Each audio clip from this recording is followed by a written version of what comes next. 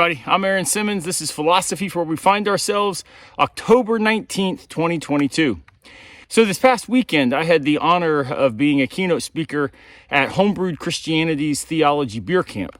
It was a wonderful time, thanks to Trip Fuller and everybody who put that together.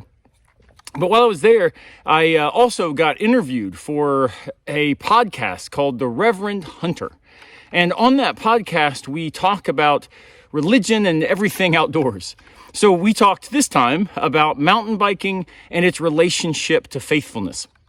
Well, it occurred to me that something that I said in there is a topic I've never addressed here on the YouTube channel, and that is the idea of Immanuel Kant's notion of the sublime.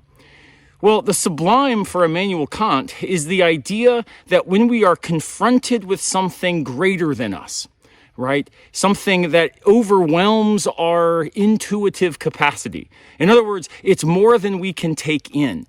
Think about being on the top of a mountain, looking out into the valley below, or trying to take in all the color of the fall from the Blue Ridge Parkway, or even when you're looking down a huge drop on your mountain bike. The sublime impacts us. It's the idea that we are made small in relation to something that overwhelms our cognitive grasp. This fosters, says Kant, a real sense of humility. In the case of mountain biking, the mountain will always win. So you feel absolutely insignificant in relation to this grandeur. But at that very instant, when we are made small in relation to something sublime, bigger than us, overwhelming us, we also, says Kant, ground ourselves in a feeling of respect. Now, what he means by respect is the idea that we are able to be aware of our own smallness in relation to that which overwhelms. And that awareness of our own smallness, that appreciation of humility, actually elevates us and allows us to recognize our dignity. We're able to see that we are not simply insignificant, even though we are vulnerable.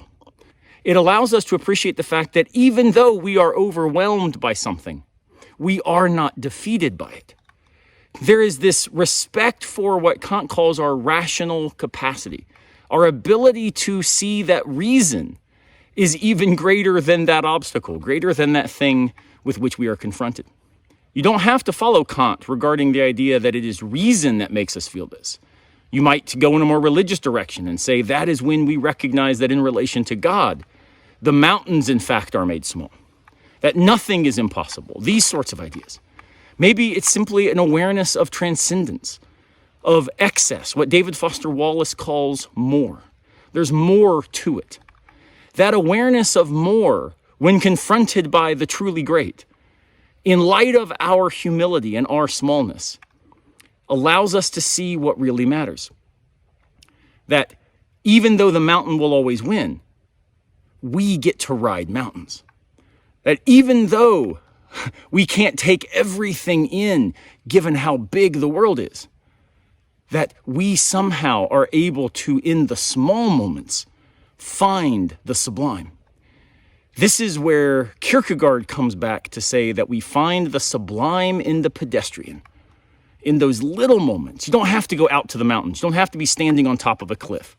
What are those things in our daily lives that expose to us the importance of our humility in light of vulnerability, and yet also elevate us in relation to an excess that invites us deeper? Well, I hope today that you find the sublime in the pedestrian and maybe shred a little bit on your bike. I'll see you next time, unless a piano falls on our heads.